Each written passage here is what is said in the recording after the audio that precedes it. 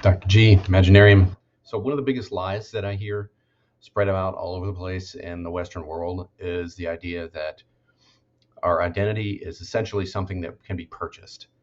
Um, Now, you may not recognize it as such, but just think about how the way that people try to define themselves in terms of what they wear, what they buy, what they listen to, what they consume. This is basically a lie, in my opinion. And it's brought about by our hyper individualistic culture, consumerism, run amok, and it, of course, doesn't satisfy. We all have a deep seated nature to desire identity and a sense of belonging. And because of our very capitalist and consumerist society that we have, um, our solution to this is, well, just buy some stuff, right? Let's just buy an aesthetic, right? I'm going to go for the dark academia aesthetic. That's very popular these days. Back in the old days, it was other things. It was various types of music, various types of clothing. What would you eat? What would you drink? Oh, I don't drink this anymore. I'm not that kind of person, blah, blah, blah. Okay, but none of that crap is actually going to satisfy the need that we have for identity. And don't get me started on all these people that are saying that they don't care about what anybody else thinks, blah, blah, blah, blah. They're full of crap. That's a subject for another rant. But the important thing to remember here is that there is an authentic sense of identity that we're really longing for. And buying stuff and surrounding ourselves with stuff is not going to do it. It's not going to do it, at least at the level that we are really craving. Now, don't get me wrong, going for an aesthetic, going for a particular type of thing that you like, consuming various products, there's nothing inherently wrong with that, as long as you don't feel like you're creating your identity in that manner. Okay. But we tell kids this back as far as like middle school onward, when we start talking about how children are searching out for their identity, trying to figure out who they are, blah, blah, blah.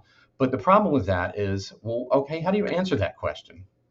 And we inevitably think, well, obviously it has to do with what they buy and what they consume and what they use and but that doesn't really do it. There's four main ways that we create identity. Okay, I'm going to share those with you right now.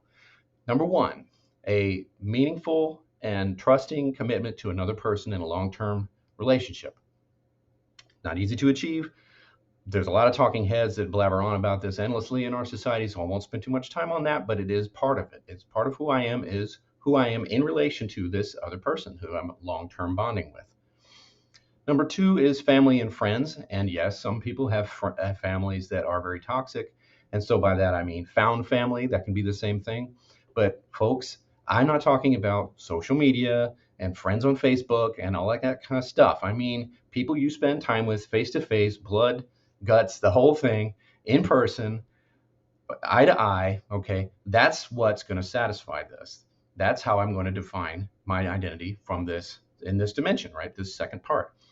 The third part is community. It's something larger than you. It's not just friends and family, but also the wider community. It's going to be defined in a lot of different ways. Some people seek this via their heritage, right? They seek it through affiliation of various organizations, whatever it may be. If you are an integral part of a face-to-face community of some kind, it could be neighborhoods back in the old days when I was a kid. That was more of a thing now than it is now because of the mobility of our society. But regardless, however you want to do that, make yourself a part of something larger than you that isn't just friends and family. That's important, but so is this. And then fourth one is our relationship with nature. And by nature, I mean spending time in a natural environment. This is something that, again, that's not a part of our identity we typically think of. But this applies to essentially our relationship with the universe. Okay, so obviously spirituality factors into this. If you're non-spiritual, you need to spend time out in nature itself, and you'll still get that. What you need. But if you are a spiritual person, then I think the important dimension to it is the relationship with the physical world.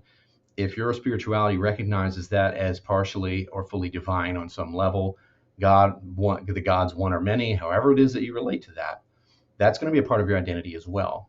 You cannot consume and buy your identity. Okay, that doesn't work. It doesn't satisfy the soul. All right, just trust me on that. What you can do is seek these bits and pieces out and make yourself a part of something greater than yourself. Avoid the disconnection that is so rampant in our society now.